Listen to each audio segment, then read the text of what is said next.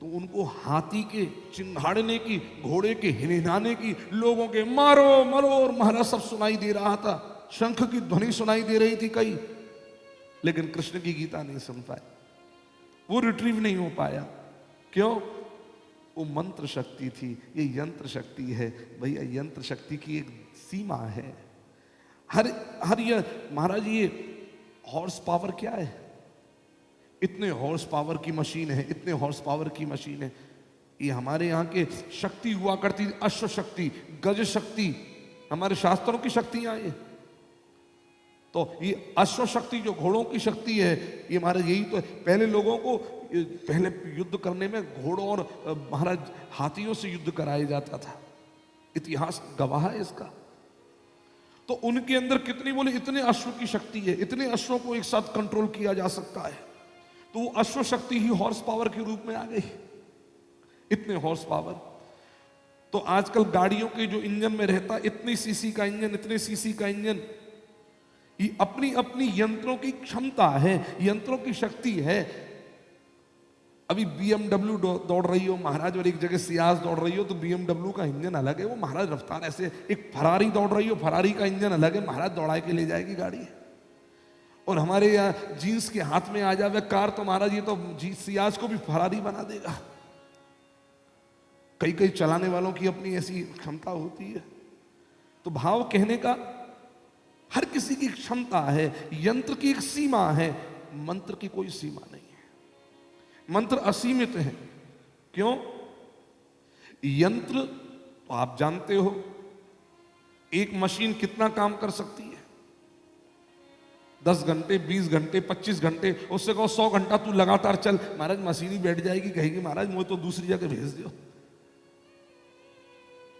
6 घंटा में सोता ही बैठे बैठे बोले महाराज कथा कब पूरी हो, ये भी मशीन है। लेकिन मंत्र असीमित है। क्यों? ये मन के तंत्र से चलते हैं महाराज। मन तो कहां पहुंच सकता है? जहां तक कोई नहीं पहुंच सकता, वहां मन पहुंच जाता है। तो मन से जुड़ा हुआ जो तंत्र है, वही तो मंत्र है, वो असीमित है।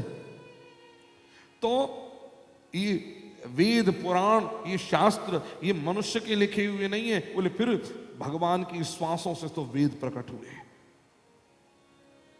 निश्वसितो मत्स्य वेदाः, निश्वसिता मत्स्य वेदाः, वेद भगवान की श्वास से प्रकट हुए।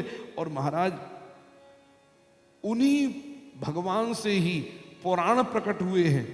जैसे हम श्रीमद् भागवत पुराण की एक बात करें, क्योंकि भागवत की चर्चा चल रही है, तो भगवान नारायण के मुख से प्रकट हुआ और वही आगे ट्रांसफर होता चला गया। और वही जाते जाते आगे चल करके वेद व्यास ने 18,000 श्लोक लिख दिए, वो 4 श्लोकों को। तो कहा महाराज ऊपर से ही आया है। लेकिन एक समय वो हुआ था जब यवनों का शासन काल था, तब हमारे मंदिरों को नष्ट किया गया था, हमारे शास्त्रों को नष्ट किया गया था। तब उस समय पर महाराज वो जो नष्ट हो गए तो उपलब्ध कैसे हो? कई ऋषियों ने साउंड यूनिवर्स से, मतलब साउंड एनर्जी को रिट्रीव किया है। जिसने रिट्रीव करके लिख दिया, वो उसके नाम से संहिता चल गई। जैसे अगस्त संहिता, गर्ग संहिता, वेदों को भी लेखन हुआ तो साउंड को रिट्रीव किया गया, लिखते चले गए। तो लिखने का काम भले ही किया हो, लेकिन भैया ये इनका लिखा हुआ जरूर है, लेकिन यह जो लिखा है ये किसी और जगह का आया हुआ है, उस परब्रह्म परमात्मा से प्रकट होकर के आया। इसको बस रिट्रीव किया है मंत्र की शक्ति से। और जिन जिन ने लिखा है वो उसके आचार्य हो गए। आज वेद व्यास के द्वारा 18 पुराण की चर्चा आती है। महाभारत गणेश जी के द्वारा लिखी हुई आती है। महाभारत गणेश जी लिख रहे हैं, तो वेद व्यास जी कहा मंत्र खजाना निकाल रहे हैं? बोले नहीं। बोले फिर वेद व्यास स्वयं नारायण है, व्यासो नारायण स्वयं। और नारायण जब बोलते हैं तो महाराज गणेश जी लिखते हैं। भगवान के द्वारा लिखा हुआ ये सब ग्रंथ है, उसके द्वारा प्रकट हुआ है। और इसका तो इतना बड़ा साक्ष्य है कि जो चीज यहां लिखी हुई है वह सब चीज हमको आज भी देखने को मिल जाती है। प्लेन, एरोप्लेन, हमने भी देखा महाराज, प्लेन बन गया, उड़ने वाला प्लेन हो गया, अब तुम्हारा उड़ रहे हैं लोग। लेकिन आपको मालूम, राइट ब्रदर्स की जो थीसिस है, उस थीसिस को पढ़िए आप, उसमें स्पष्ट लिखा है ये प्लेन का विचार, ये विमान का विचार मुझे श्री रामायण से प्राप्त हुआ, रामचरितमानस से। राइट ब्रदर्स ने अपनी थीसिस में लिखा है जितने भी ये हैं, it telephone because of telepathy. आजकल तो महाराज, पहले तो आप जानते थे, पहले वो घुमाने वाले फोन आते थे, घूमते थे, वो तार जुड़े रहते थे। आजकल तार भी जुड़ा हुआ नहीं रहता, लेकर के चल पड़ते हो। वो यही है, तू जहां जहां चलेगा मेरा साया साथ होगा। मोबाइल है तुझे भी टेलीफोन, तो टेली जो वर्ड है ये टेलीपैथी से ही तो आया है। टेलीपैथी, टेलीफोन, ये सब कुछ लिया हमारे शास्त्रों से ही है। हमारे शास्त्र जो हैं, लोग कहते हैं आज की जनरेशन कि महाराज ये थ्योरी है, प्रैक्टिकल नहीं है।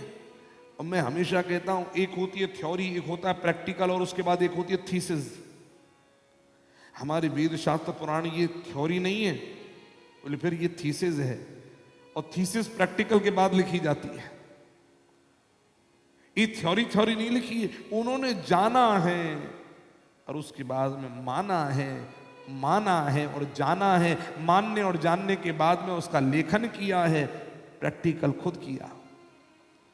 इसलिए कहा अनुभव गम्य भजहि जय संता, उसको अनुभव गम्य लोग भजते हैं, भक्त होते हैं जिन्होंने अनुभव किया है। नारायण, अनेक प्रमाण, और इन्हीं के ऊपर, इसी थीसिस के ऊपर ही तो रिसर्च हो रही है। तो मैं चर्चा कर रहा था कि आनंद, जीवात्मा की चर्चा, कि जीवात्मा परमात्मा हो नहीं सकता, और होगा तो उसे साधन चाहिए। कि चिंगारी आग बन नहीं सकती, लेकिन उसको आग बनने के लिए कोई रूई चाहिए, कोई लकड़ी चाहिए, कोई पर्दा कपड़ा चाहिए। जब तक उससे नहीं जुड़ जाएगा तब तक आग नहीं बन सकता। तो भैया, किसी चिंगारी को आग बनने के लिए साधन की आवश्यकता है, लेकिन आग जो है वो अपने आप में आग है, उसे किसी साधन की आवश्यकता नहीं है। ऐसे भैया, जीवात्मा को परमात्मा के उस स्थान तक पहुंचने के लिए एक साधन चाहिए, लेकिन परमात्मा तो कुछ सिद्ध है, उसे किसी साधन की आवश्यकता नहीं है। बिना साधन के वो परमात्मा है, वह सब कुछ करने में समर्थ है, सामर्थ्यवान है। भगवान की परिभाषा है, कर्तुम अकर्तुम अन्यथा कर्तुम समर्थः स ईश्वरः। जो करने में, नहीं करने में, सब कुछ करने में समर्थ है, वो ईश्वर है। हम मरे को जिंदा नहीं कर सकते। अरे आज तक हम ऐसी गाय नहीं बना पाए।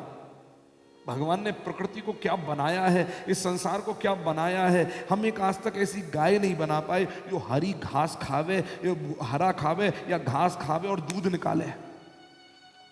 आज तक एक गाय ऐसी निर्माण नहीं कर पाए।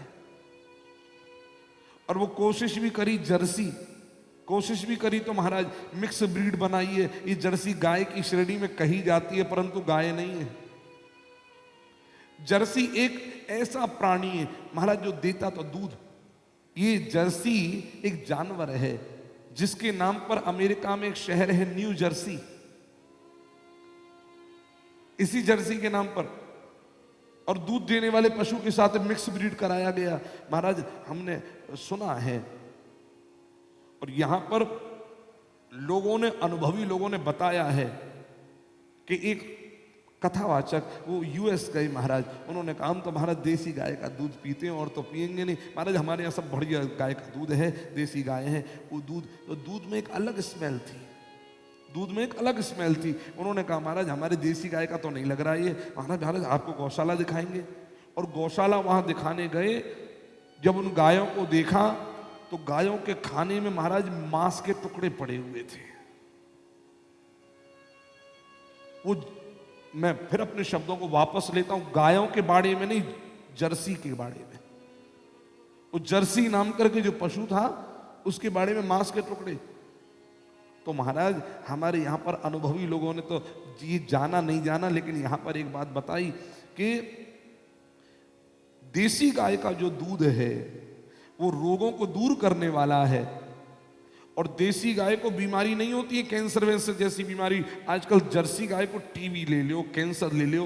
हमारे पंजाब में गौशाला है, गोविंद गौधाम करके गौशाला महाराज, ये वहां पर सब की सब महाराज ज्यादातर एक तो बिना दूध देने वाली गाय रखी है, लेकिन कुछ जर्सी भी वहां पर है, क्योंकि जो हाथ पांव कट गया, किसी का कोई अंधी हो गई, तो मुझे वहां पर बताया गया कि महाराज ये देखो, ये इसको टीबी है, इसको कैंसर है, ये महाराज अंधी है। मैंने पूछा महाराज बड़ी स्थिति खराब है? बोले हाँ, लेकिन आपको एक बात बता दें, देसी गाय को ये सब विदेशी बीमारी नहीं होती है।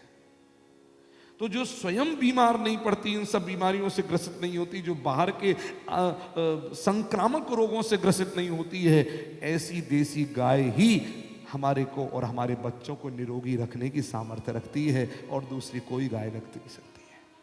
और गाय, हम लोग भी एक संकल्प लें, यहां पर गौ रक्षा का संकल्प लें। अरे ठाकुर काहे के लिए आए धरती पर? इसलिए तो आए हैं, गौ ब्राह्मण हिताय च। महाराज गाय को माता कहा जाता है, तो माता क्यों कहा जाता है? बोले दूध देती है इसलिए मम्मी कहते हैं, माँ कहते हैं। लेकिन मैं आप लोगों से एक बात कहूं, दूध तो बकरी भी देती है, भैंस भी देती है, अरे कुतिया भी देती है, शेरनी भी देती है। और भैंस का दूध तो लोग पीते भी हैं, बकरी का भी लोग पीते हैं दूध। आज तक कभी भैंस माता तो नहीं सुना हमने, आज तक कभी बकरी माता तो नहीं सुना हमने। एक गाय को ही माता क्यों कहा गया? गावो विश्वस्य मातरः, गाय को ही विश्व की माता क्यों कहा गया? जानते हो क्यों? ये मातृत्व प्रधान है, इसके भीतर ममता भरी पड़ी हुई है।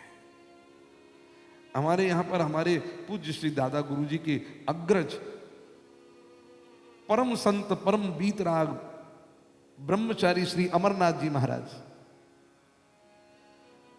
उन्होंने अपने जीवन में गौ सेवा करी, रामायण के पाठ किए, गायत्री का पुरस्चरण किया, और उसके ही प्रभाव से उन्होंने पूरा फल लेकर के अपने अनुज हमारे पूज्य दादा गुरु जी को दिया कि भागवत के विद्वान प्रवक्ता बने। और उसी के फल से पूज्य दादा गुरु जी का भारतवर्ष में एक ऐसा नाम हुआ, ऐसी प्रतिष्ठा हुई। महाराज चारों शंकराचार्यों को जिन्होंने कथा सुनाई, इंदिरा गांधी की गुरु आनंदमयी मां को जिन्होंने कथा सुनाई, हरि बाबा, उड़िया बाबा जैसे संतों के ऊपर महाराज, संतों की इन पर कृपा इतनी रही, उनको कथा सुनाई है। ऐसी विभूति पूज्य श्री दादा गुरु जी, उन्होंने पूरा जीवन अपना, यहां तक कि उनके पास में महामंडलेश्वर का पद आया, अस्वीकार कर दिया। शंकराचार्य का पद आया एक समय में, वो भी अस्वीकार कर दिया कि नहीं चाहिए। और आजीवन गृहस्थ में रहते हुए, अंत में वानप्रस्थ रहते हुए, भागवत भगवान का भजन करते करते, पूजन करते करते भागवत में ही लीन हो गए।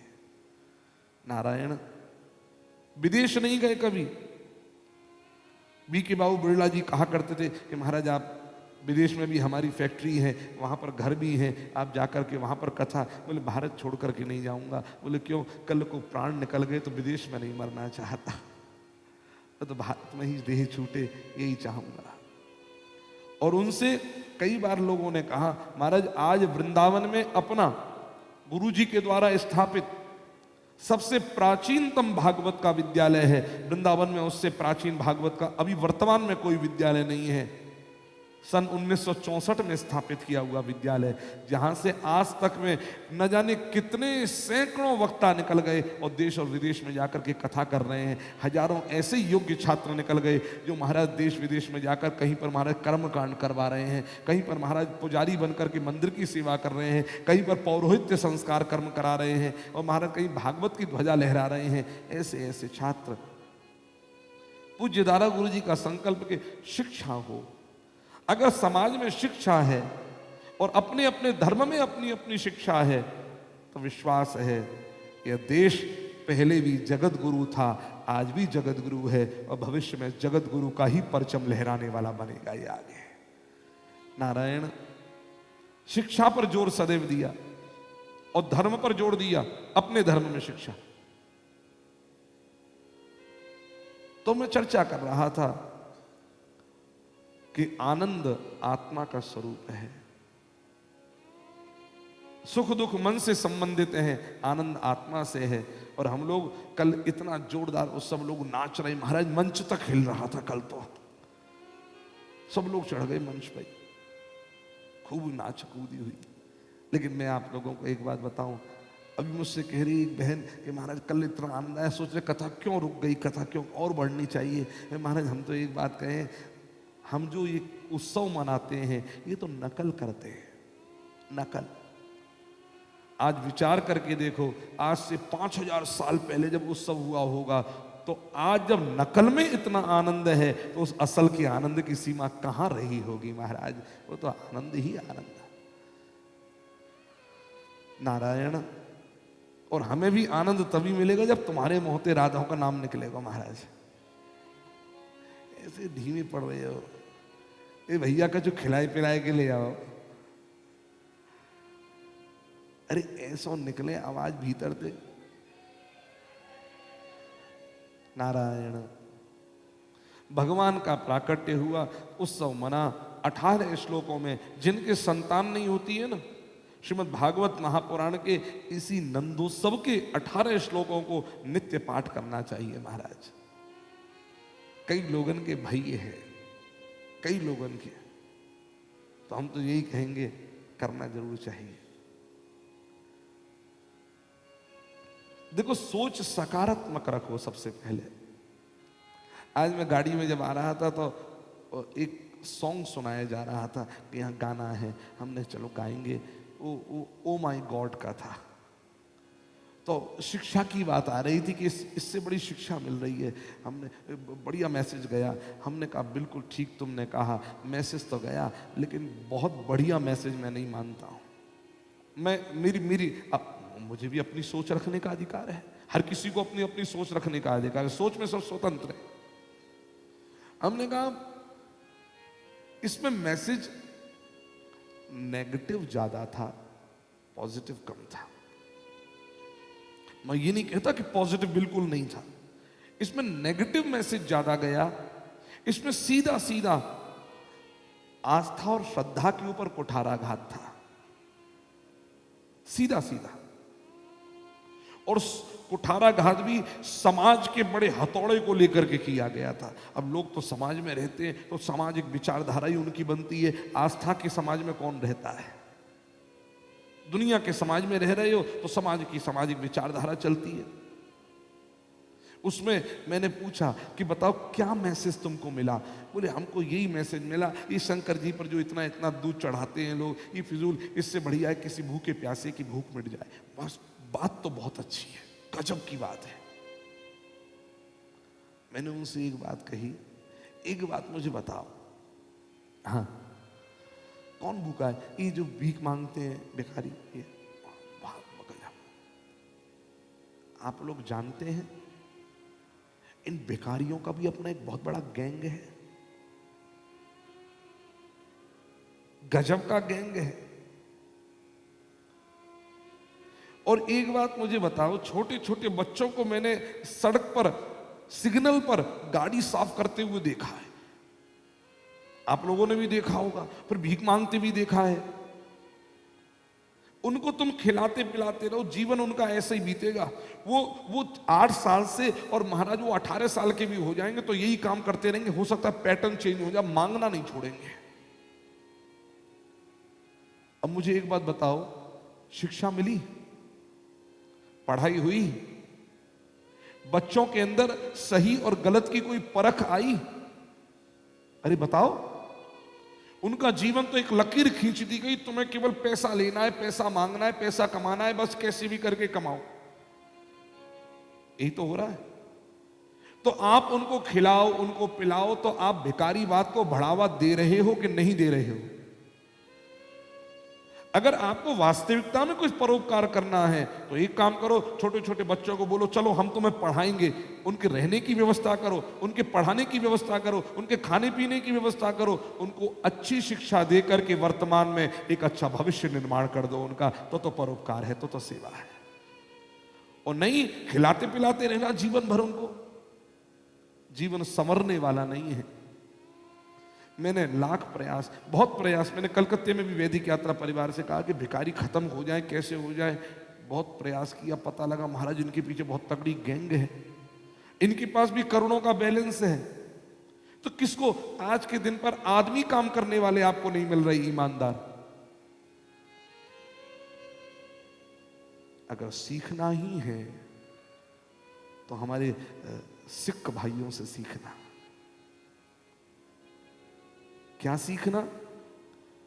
भैया मैंने बहुतों को भीख मांगते देखा। मैं गुजरात में गया तो गुजरात में भी मैंने भिखारी देखे, राजस्थान में गया राजस्थान में भिखारी देखे, अरे उत्तर प्रदेश में भिखारी देखे, वृंदावन में भिखारी देखे। लेकिन भैया गजब है, मैं तो प्रणाम करता हूं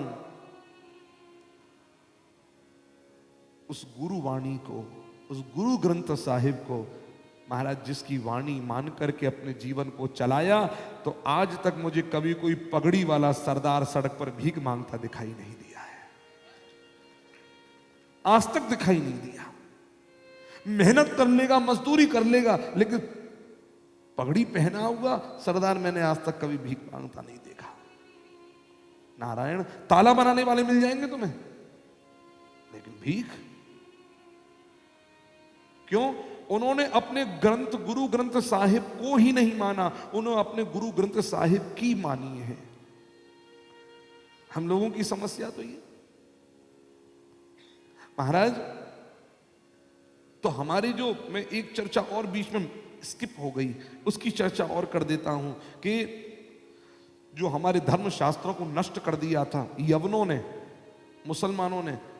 अब मोहम्मद गौरी या औरंगजेब जो भी रहे हों, ये इतिहास में बड़े कच्चे रहे हैं, लेकिन जो रहे थे यमन, मंदिर भी नष्ट किए और ग्रंथों को नष्ट किया। तो फिर ये हमारे सामने आ कैसे गए? तो मैं आप लोगों को एक जानकारी दे दूं, पहले के लोगों की जो मेधा हुआ करती थी वो आज के लोगों की मेधा से बहुत ज्यादा स्ट्रांग हुआ करती थी। हम लोगों को महाराज अपने घर के 10 नंबर याद नहीं रहते, बताओ। और पहले के लोग, हमारी खुद की अम्मा महाराज, उन्हें इतने इतने नंबर याद, 2 4 4 3 4 6 1 2 4 4 2 3 8 1 2 4 4 4 4 6 1 नंबर याद रहते। और आज के लोगों में नहीं। क्यों? शुद्ध आहार था, शुद्ध विचार था, और उनका, आज कितने लोग तनाव में रहते हैं, वो नहीं था पहले। तो उनकी मेमोरी इतनी तेज हुआ, जब हमने अपने बुजुर्गों को देखा और उनकी मेमोरी इतनी तेज, जो हमारे आज से जब नष्ट हुए होंगे उस समय पर जो हमारे एंसेस्टर्स रहे होंगे उनकी मेधा कितनी तेज रही होगी। अरे आज भी जागृत प्रमाण देता हूं, परम पूज्य जगत गुरु प्रज्ञा चक्षु स्वामी श्री रामभद्राचार्य जी महाराज, आंखों से दिखाई नहीं दे रहा है, लेकिन महाराज कंठ कितना बोलते हैं विषय। हमारे वृंदावन के ही आजू बाजू मत देखो, केवल सेंटर देखो तो श्री जगत गुरु कृपालु जी महाराज कितना विषय कंठ बोलते। अरे महाराज, जब इनको इतना विषय कंठ हो सकता है तो पहले हमारे ऋषि मुनियों ने जब देखा नष्ट हो गया तो उनकी स्मृति में जो उन्होंने ध्यान किया, स्मृति में तुरंत लिखते चले गए, लिखते चले गए। तो आज भी हमारे पास में, खुद अपने हमारे वृंदावन में, अपने विद्यालय में, भागवत विद्यालय में हस्तलिखित कई ग्रंथ रखे हुए हैं सुरक्षित आज भी। नारायण, लेकिन धन्य है, आप देखें जब औरंगजेब का युद्ध हो रहा था, गुरु गोविंद सिंह सामने थे। हमारे यहां तो वीर भी हुए, शूरवीर भी हुए, और हमारे यहां पर महाराज ऐसे ऐसे हुए, क्या कहें। गुरु गोविंद सिंह, महाराज औरंगजेब 42 लाख लोगों की सेना लेकर के, सैनिकों की फौज लेकर खड़ा है। 10 लाख, क्षमा चाहता हूं, 10 लाख सैनिकों की फौज लेकर के औरंगजेब खड़ा हुआ है, और गुरु गोविंद सिंह केवल 42 लोग, 42 पर्सन्स आर देयर ओनली। और उधर महाराज 10 लाख। इतनी बड़ी संख्या इधर और इतनी छोटी सी टुकड़ी इधर। अरे युद्ध होने से पहले ही कोई बता सकता है महाराज 10 लाख तो जीत जाएंगे, लेकिन धन्य है गुरु गोविंद सिंह ने जो युद्ध किया है, जिस नीति से युद्ध किया है, 10 लाख सैनिकों को महाराज केवल 42 लोगों ने पराजित कर दिया। औरंगजेब पैरों में गिर पड़ा आकर के, कहा कि महाराज एक बात तो बता दो, किया कैसे, किया कैसे? हम इतनी बड़ी भारी सेना और तुम केवल 42 लोग, तुमने किया कैसे? तब गुरु गोविंद सिंह ने महाराज मूंछों पर हाथ फेरा और कहा, चिड़ियों से मैं बाज लड़ाऊं, गीदड़ों को मैं शेर बनाऊं और 1.25 लाख से एक लड़ाऊं, तब गुरु गोविंद सिंह नाम कहां हूं। क्या थे महाराज, ऐसे हमारे पूर्वज हुए हैं, तो हमें चिंता किस बात की?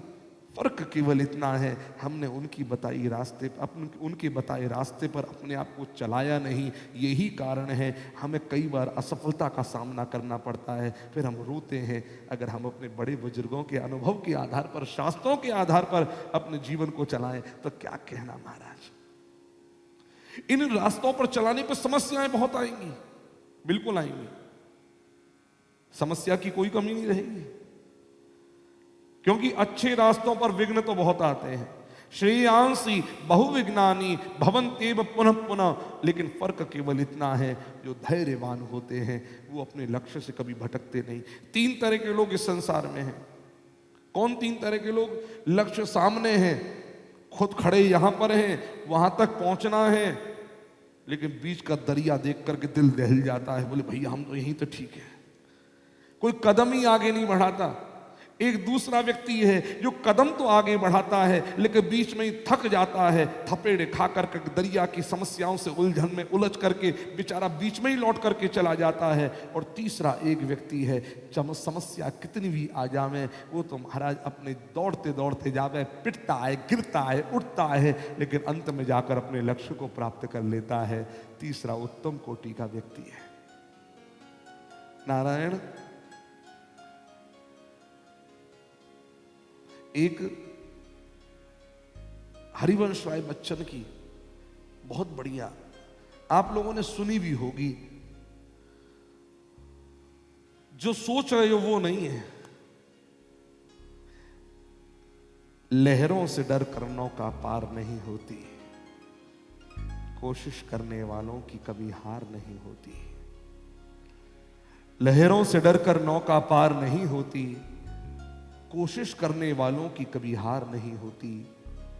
नन्ही चींटी जब दाना लेकर चलती है, नन्ही चींटी जब दाना लेकर चलती है, चढ़ती दीवारों पर 100 बार फिसलती है। मन का विश्वास रगों में साहस भरता है, चढ़कर गिरना, गिरकर चढ़ना न अखरता है। आखिर उसकी मेहनत बेकार नहीं होती, कोशिश करने वालों की कभी हार नहीं होती। डुबकियां सिंधु में गोताखोर लगाता है, डुबकियां सिंधु में गोताखोर लगाता है, जा जाकर खाली हाथ लौट कर आता है। मिलते नहीं सहज ही मोती यूं गहरे पानी में, मिलते नहीं सहज ही मोती यूं गहरे पानी में, लेकिन मुट्ठी उसकी खाली हर बार नहीं होती, कोशिश करने वालों की कभी हार नहीं होती। और अंतिम बात कही, असफलता एक चुनौती है, इसे स्वीकार करो। असफलता एक चुनौती है, इसे स्वीकार करो। क्या कमी रह गई देखो और सुधार करो। संघर्ष का मैदान छोड़कर मत भागो तुम, जब तक न सफल हो नींद चैन को त्यागो तुम। अरे कुछ किए बिना यूं ही जय जयकार नहीं होती, कोशिश करने वालों की कभी हार नहीं होती। आगे बढ़ना है। हमने एक बार अब कुछ लिखा था, आपको सुना दे, हिम्मत के ऊपर। हिम्मत के ऊपर लिखा था। और महाराज बैठे हुए थे तो कभी कभी मन में ऐसी चीज आ जाए कि महाराज सक्सेस कैसे हो, क्या करें आगे, जो संकल्प है, जो विजन है, वो कैसे लक्ष्य को पाया जाए। तो बस बैठे बैठे अचानक ही, क्योंकि ये वैदिक यात्रा परिवार की बात है और बात तो कही है, वैदिक यात्रा परिवार क्या है, मैं इसकी भी जानकारी, एक सूक्ष्म परिचय देना चाहूंगा। जीवन एक यात्रा है हम सबका। कोई महाराज चंद्रमा की यात्रा करता है, कोई महाराज अमेरिका और कोई यूरोप की यात्रा करता है, कोई भारत की यात्रा करता है, अलग अलग देशों की अपनी हम सब कोई घर से